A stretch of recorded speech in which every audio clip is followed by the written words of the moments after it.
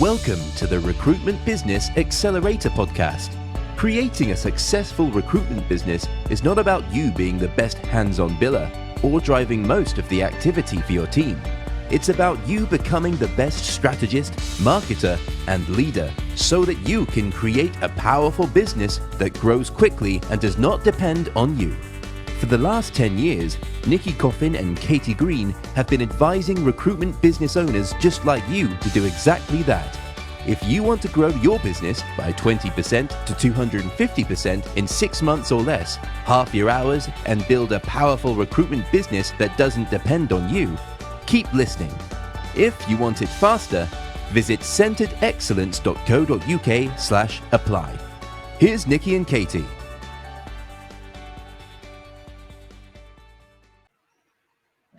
Hi there, hi everybody, and welcome to the Recruitment Business Accelerator episode number 3. So I'm Nicky Coffin, your host and CEO of Centered Excellence, and joining me today is my amazing business partner Katy Green. And hello. So today we're going to be talking about how you can get out of your own way and really build a business that really works for you and that you can thrive in. And we're going to be talking about something that's really a really common topic within our recruitment business owner clients. And this comes out under the banner, if you like, our column of mindset. And this is one of the 4 key things to really get sorted within your business to just unleash your potential. So welcome, Katy. How are you this morning? I am great, thank you, and really looking forward to this subject. It's one that is so key for people, especially when you're building any kind of business, or for anyone really in their life, because your mindset is everything when it comes to your results. So whether you're a sports person, a businesswoman, a mother, anybody, it really is key to driving the output, the life, the reality that you want. So I'm really excited about today. Brilliant, that's cool. And I would go as far as to say that mindset is probably the most important thing to have if you are really looking to do something special within your world. And, you know, like it's almost like no matter how many strategies that you have or how many things that you could be doing, if you don't have the right mindset around it, you could have every single strategy in the world and it not make any difference. And we've seen this again and again and again with our clients, people that we work with over the last 10 years. So, you know, we'll have a group of people in a room and we teach the same information and content. And, you know, there'll be some people who take that information and totally smash it. Others that might make some big shifts, but nowhere near as much as the guys that totally smashed it. And then there's some other people who don't make any changes at all. And it's not because of the information, because everybody's got the same information in the room. Undoubtedly, it's the difference between the uber successful and those that aren't. It's about the how they think, their brain, their mind, and actually what they do with it. And so, you know, one of the key things to take away from today is that everything that happens in your business is actually a reflection of what's going on in your head. So the cool thing about this is if your external world is not what you'd like it to be, then you just need to change what's going on inside your head, and automatically your external world will flip. So, and the thing about mindset being so important is because the way that we think and the way that we feel determines how we behave, and our behaviors determine how our results. It's as simple as that. You know, actions lead to our results, and our actions are based on how we think and how we feel. So the more of the right actions, the more we're going to get the right type of results. But the thing is, as human beings, we are spectacular at getting in our own way. You know, it's hilarious because, you know, and I still have moments when I do this within my world where literally I'll get distracted, I'll procrastinate, get really overwhelmed. And those sort of actions then stop me from really moving forward and doing the right actions. And unfortunately, it's human nature to do that. It's because whatever we want is outside of our comfort zone. And moving outside of our comfort zone is actually quite uncomfortable. And so we need to change our mindset in order to then start shifting outside our comfort zone. And the real problem that the biggest problem we see with most of our recruitment business owners, they get stuck in their own heads. And, you know, like maybe you'll find things that are happening in your business. So like somebody might turn up late or be sick, or a big client causes you issues, or your team aren't achieving what they should be achieving. And these will trigger off emotions for you. You might get really annoyed or frustrated or angry. And that then creates, if you like, a catalyst of emotions that then cause you to behave in a way that's not going to get you the results that you want. And believe me, I know, I've been there, done that. And as I said, there are certainly times where that still happens in my own world. But the thing is, you have to get on top of your emotions. If you're looking to really shift your business forward, you have to get on top of your emotions and, get on top of your inner game, because in order for you to take the business where you need to, you have to be the best version of yourselves. You have to be a really strong leader, not only for yourself, but for your team. So that is what we're going to talk about today is like some really easy things that you can implement straight away that will help with this mindset that will shift your business forward. So, Katy, in your experience, if people get stuck in their own heads, like what tends to happen? Yeah, so absolutely. So what happens when you get stuck in your head is that your emotions start to manage you rather than you managing your reality, if you like.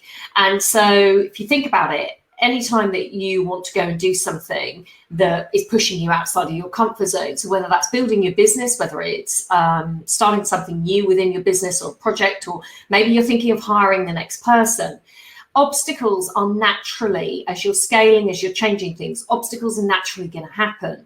And actually the key thing is about how you react to these situations and how you manage your emotions through those situations. And you mentioned just a moment ago, Nicky, a really key point, which is that our emotions drive our behaviors, which therefore drive our results.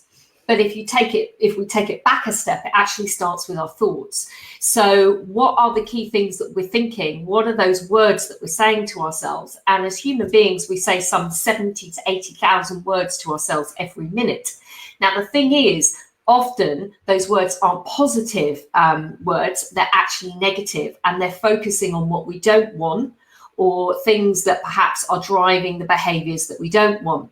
So it's really important that our internal language with ourselves is positive, it's framed in a positive way, and that we are clear on what we want our outcome to be, so that then that cascades the right emotion, and that will create the right behavior in us, and then we're going to get the right result. So I think one of those key areas is about managing your own emotion.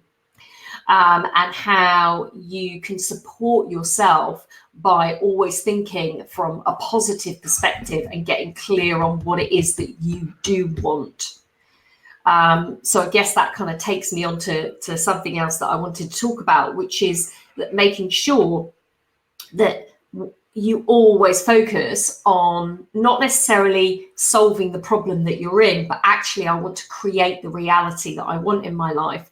So what is that reality that I want? So, we often use that terminology of start with the end in mind. So let's define, first of all, what's success. So what is success and what does that look like in my business? So for example, quick exercise, if I was going to visualize what my business looks like, if I was, let's say a scale of 1 to 10, and 10 being that's absolutely where I want my business to be, and what I want my business to look like and what I want happening in my business, then what does that 10 look like? And if you had a picture of that in your mind's eye, if you closed your eyes, then what would you see? How would you feel? What would be happening? What would be creating in your world? And then once you're clear on that picture and what would happen and what that outcome would be, then you can start to work back to say, well, what would be the actions that I would take, the measurements that I would know that I could use to actually know that I was getting that outcome. So, for example, it might be things like in your business, okay, well, if I know that I want my business to be at a certain level, what might be the number of jobs that I need to get to achieve that? What might be the number of candidates that I need to see? How many people do I need in my business? What are my daily actions? So you can almost start with a big picture and then break that down into a step-by-step structure to make sure that you get that reality, to get that outcome. So things like the key golden success factors. Like we often talk about, well, with our clients, well, what's your number one driver that you know is going to get you to that goal? And I know in my business, for example, it was first stage interviews, because I knew if I hit a certain number of first stage interviews, then actually the rest, the momentum would follow. So making it really simple for people, I think. Yeah, and I think the thing is here is when you're in these situations where your emotions have overcome you, this is like it's your internal signaling system, your emotions, negative emotions, to go, right, stop. Clearly something is not right here. And so the biggest mistake is most people don't stop, just keep on going, and then they get themselves into a right state rather than the right state.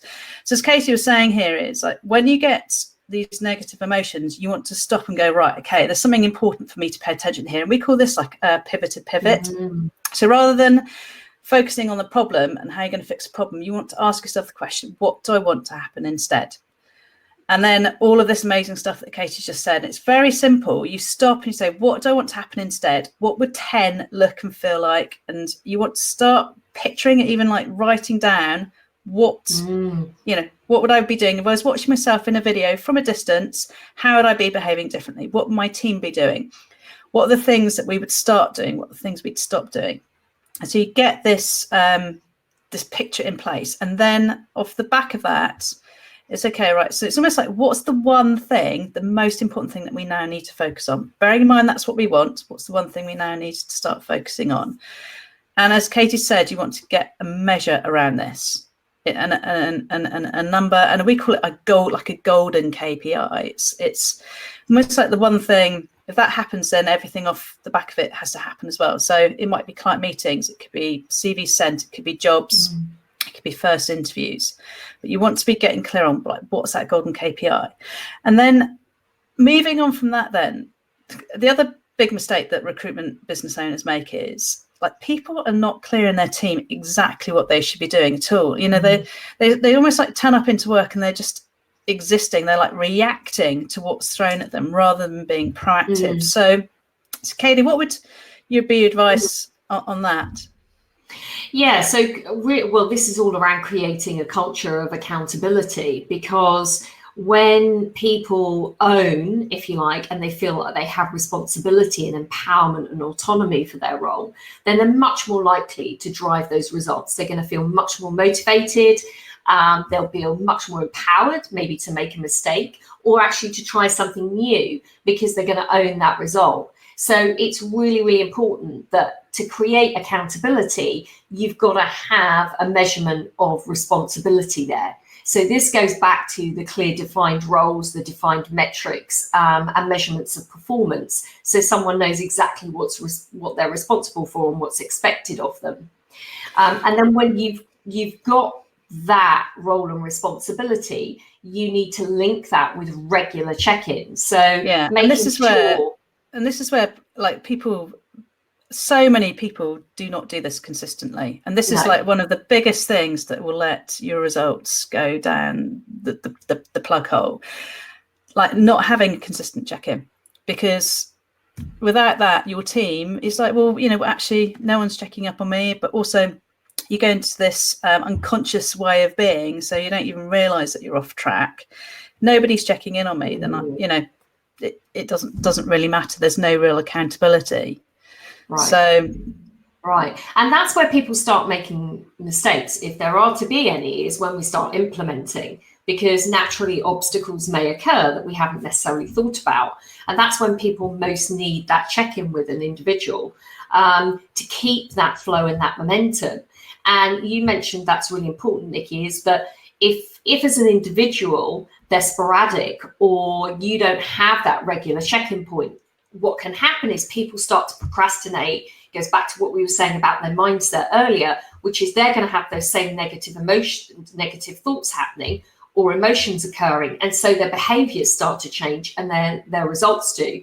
So it's the same cycle for our teams as it is potentially for us as individuals, is that if we're suddenly procrastinating, we're stuck, we don't know what to do, and negativity starts to come into our mind or emotions start to take over, then again, that's going to affect our results. So regular one-to-ones, specific times, making sure that people know that they have that check-in and that process, that review process that we often see missing with a number of businesses is absolutely key. So you've got to create those structures and systems to manage and monitor performance. And it doesn't need to take that much time. So, for example, you know, like we would have a once a week, 15 minutes sit down at the desk with a percentage of our team. And then there'd be other people where we didn't have a weekly sit down, but they would still complete like accountability sheets. So like Katy and I, we both fill out our weekly accountability, as do our team. And then we email that round, and there's a set of questions that we ask and we have to answer. And, you know, so we are responsible for each other, but we're also being held accountable by, like, so Katy's like my buddy, and, you know, obviously the people who then report into us, we're helping those people to hold themselves accountable too. But if we didn't have those check-ins, and it, you know, you could go off the rails quite quickly, but it doesn't need to take that much time. It could be literally 10-15 minutes every single week. Now, there might be other people who you need to check in with more regularly, certainly people who are underperforming or who are new, who might need more support. So you might be sometimes checking in with those guys 2 or 3 times a day. But the majority of your team, it is literally just a once a week thing. But it's just a matter of making sure that's structured and it's in your diary, and you commit to doing that consistently. Because once you do that, people know that they can't let things you know, go, because they know they're going to have to explain and, you know, create a plan for that each week. So it just helps them to step up as well. So these are cool things that you could be implementing straight away, but there's certain sort of four really important things that you need to be doing to get into like develop a mindset of peak performance. And probably the most important one for me, and I remember coming across this mindset 10 years ago, and I literally has changed the way I view my world totally. And it's something we call cause and effect. And basically, the whole theory behind it is that ultimately everything in your world, whether it's something you like or you don't like, you have created that. And you take responsibility for creating everything in your world, even if it's something that you don't want. And the thing about that is, once you take responsibility for creating that, if it's something that you don't like, then you can choose how you react to it. You can change it. So, for example, I'm talking about, I don't know. So, so just an example we had last week where we had a client who didn't say yes for whatever reasons to working with us. Now, rather than get annoyed or angry, it's like, how can I choose to react to this situation so it's more helpful? So it's something I'm learning from, but actually, what's a better way to react to it? So I was like, right, what do we there? My way of tweaking that was, what do we therefore need to change in our process? Because it's not your people, it's your process, to guarantee that never happens again. We're going to use that situation so we can get more masterful, we can get more better at the process.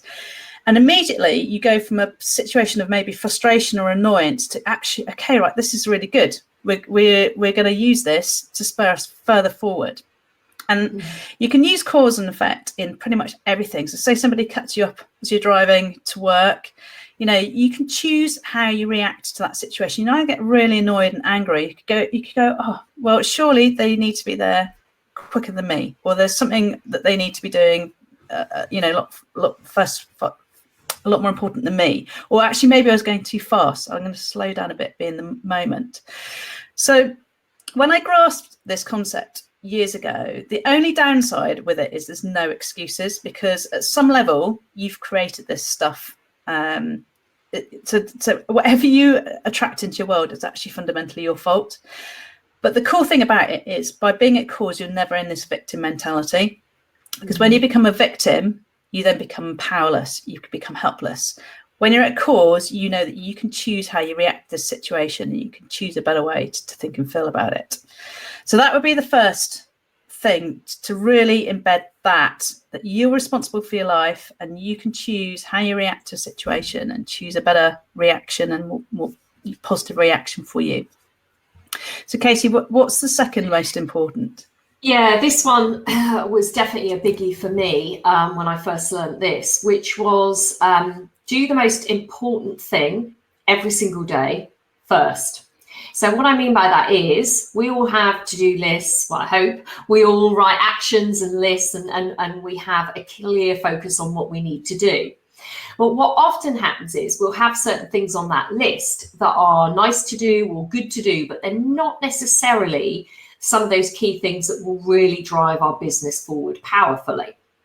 Or there'll be things that maybe are a bit scary that put you out of your comfort zone, like maybe it is do a PSL pitch or write a presentation or whatever it might be. I don't know, call a client that perhaps isn't as happy with your service and you need to call them, whatever it might be. And what happens is we tend to go to the first things on the list that we're most comfortable with, that are within our comfort zone. And actually what I want people to do is flip that. And I want you to start thinking, what is the most scary thing and the most important thing on this list that is going to move my business forward powerfully? So if I know that by doing a PSL presentation, I know that actually that is going to be the one thing that's going to get me out in front of that client, or to win that piece of business, or to serve more customers, then actually that's the first thing that I've got to do in the morning. So with my to-do list, I sit down and I say, right, what are the 3 business critical things that I need to do this week? What's the most important action on this list? And then I sit down and that's the first thing that I do. Now, to help you with this, one of the tactics that I use is, and it's often with my phone or on a clock, is I will set my timer. So if I know that I've got something that's really, really important for me to do, then I'll set an hour on my timer.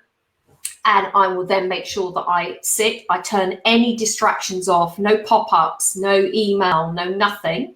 And I will literally get my head down for an hour and get that done. Now, if I don't quite complete it all, that's cool.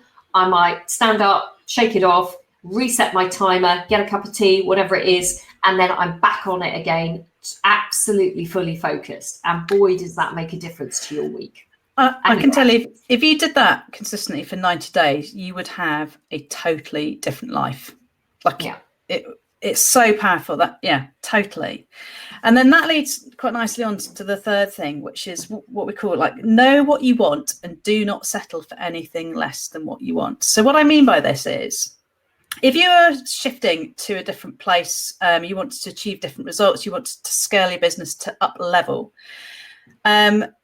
you might need to say goodbye to certain clients who don't serve you anymore. You might need to say goodbye to certain team members. You might need to stop doing certain activities that you shouldn't be doing. And what you then need to be doing is getting really clear on what you want, and you're not then going to say yes to anything that doesn't fit into that. So, for example, a lot of people who, when they come onto our program, actually realise that they have been chronically undercharging for years, and that they're delivering like a 7-star service and they're charging like a 1-star price for this amazing service. So one of the first things they will do is actually go back to their clients and just say we're increasing our fees, and we're increasing our fees because of X, Y, and Z, and for very valid reasons. And some clients will come back and might not like that, which is fine. There'll be some clients that maybe they are nervous to have that discussion with because they've worked with them for 10 years and never put their prices up, and they're worried that if they do that they will lose that client. But also there'll be other clients phoning in saying, well, yes, we're working with your competitors at 12% or 15%. Now, if you make a decision that actually you're going to be working at, say, 20% plus, and that is it. If a client comes in and says, we're going to, we'd love to work with you, but it's at 15%. If you say yes to that client, basically you're opening the gateway to a whole host of stuff that you didn't want. You're saying yes to the old way of being. And so the thing with this is you need to be really strong. So if somebody comes in and says, I'm only charging 15%, you would, and it's a client that you want to work with, you would need to say no to that client, because that will then leave space for more of the right people to come in to your world. But as soon as you say yes to that closes down that time and that space that you would have had to create this new business. So you've got to get really clear on what you want and do not settle. And the analogy I use is like, you say you get very clear on your future husband or wife, and then somebody tips up who's about 30% there, and you're desperate, and you say yes to going out with that person. Basically, you've said no to meeting your future ideal husband or wife. So you've got to hold strong, and this can be difficult because it can be quite scary, because you don't know when that next thing's going to come through the door. But you just have to know what you want and do not settle for anything less than that. So that is the next one. And then the final part of the formula, Katie, step number 4. Yeah, well, I think that you've kind of set that up perfectly, which is when you've got to know what it is that you want. So you need to be very, very clear on what it is that you want. So what's that outcome? So it takes us back to what we were saying at the beginning of this session, really, with everybody, which is get real clarity on what it is that you want to achieve within your business, because that becomes your guiding star. And when you know what it is that you want, you can then start to work that back to say, what are the actions and the metrics? We call them key success factors, KSFs. What are the steps that I would take which will get me to that end goal? And the key thing here is about making sure that we do utilize information like data and stats to support us to reach that goal, not just, hoping that we're going to get there. So you do really need to work this back, and we use something called a scorecard with our clients to do this. So get really clear. Let's say my goal is, I don't know, £250,000 or something over a period of time. Then I'd say, right, well, if I know that's the figure I need to hit, let's work that back, and let's use maths and let's use data to support us, to tell us what are the actions, the steps, what are the key success factors, what's the activity that is going to drive that output? Because I've got to know how I'm going to get there. It's a bit like my GPS. And the key thing here is when you then know what those actions are, you can then create a plan around that with your team on how you make sure that those activity levels are actually achieved. And then you can then work that back to say, right, on a weekly basis, I know exactly what the output is of me and my team that is going to create that longer term goal at the end of it. And, we have a saying, relate your emotions on data, because you've got to use data to support you as your guide, to reach your guiding star, as your GPS. Otherwise, you won't necessarily get there, or you won't get there as quickly. So it's very, very important that you do use structured systems and you use data to give you that really that clarity and visibility on whether you're on track or not. Yeah, and like when you're regulating your emotions on data, so I promise you there'll be times where you're so far off your goal, you're like, oh my God, how on earth are we going to get back on it? But you take the data, and you've got black and white facts of what's happened. So then you can get real clarity, right? So exactly what specifically do we need to do, and how can we then take action to actually, get us towards what we want? And that is then a coaching and a training issue. And so we have certain, we call these sort of game changers. So if, they're almost like rescue moves, that if you're really in the poo, right, well, this is a strategy I need to play now that will get me results very, very quickly. And we now have about 10 different strategies, if you like, rescue strategies, that you can implement any one of these strategies to get results very, very quickly. But that data just shows, right, we're off track, and we know we're this far off track. So what do we need? Which one of these rescue strategies, game changers, do we need to implement now to pull us back on track? Rather than going into this whole, panic stations, this whole drama, this whole chaos, and being in a right state rather than the right state. You're just using it as information to go, right, things need to change. What are we going to do? How are we going to do it? So that is the 4th thing. So regulate your emotions on data and keep a track. And this is the other thing, that once you have that scorecard in place and you are looking at it regularly, and, we would recommend at least as minimum once a week, but actually ideally I'd be looking at your stats on a Wednesday morning as well, because that then gives you all day Wednesday, all day Thursday to take action and to pull those back on track, get the team doing what you need to be doing. When you do that consistently for 90 days, your results will begin to be consistent. Absolutely guaranteed. And we have got so many examples of where our clients have done this. Like there's a fantastic client of ours called Eloise. She's just been driving and working towards first interviews. And interestingly, she's been smashing her first interview target. It took a while for her to get going. But for the last probably 6 weeks, she's been smashing her first interview target on a weekly basis. And they've just made 5 placements over their target in September. And that's purely because she's been really on top of the scorecard and tweaking it along the way. And that's how she's getting consistent results. And that stops this peak and troughing. So that is what all we're sharing today. So just to summarize, the 4 parts of the formula to be in peak performance. So be at cause. Know that you can choose how you react to your emotions. Most important, do the most important thing first before you switch on emails or anything. Do that most important, normally the hardest thing first. Number 3 is know what you want and do not settle for anything less. And then number 4 is being really clear on what you want and focus on what you want, and then link that back to a scorecard, link that back to accountability.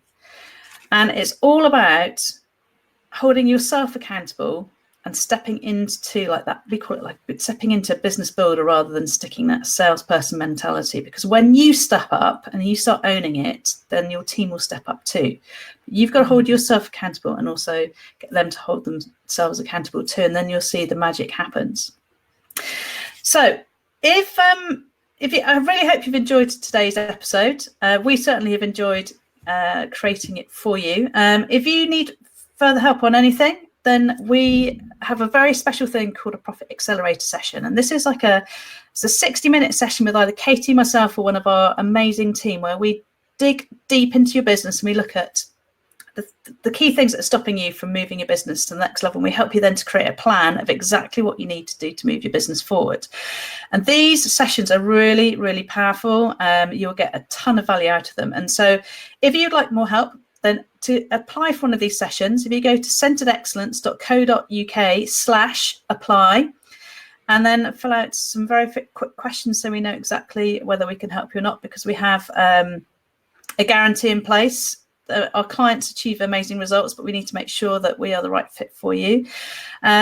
So we will be able to do that session with you, and all you need to do is apply. So please reach out if you need help, if you want to transform your business more quickly. I mean, obviously you can be using these tips straight off, but we can really help you to transform your world if you want. So Katie, from Katie and I, we will say cheerio, and we will see you next week. Yeah, brilliant. Thanks, guys. Thanks for joining us. Bye. Bye.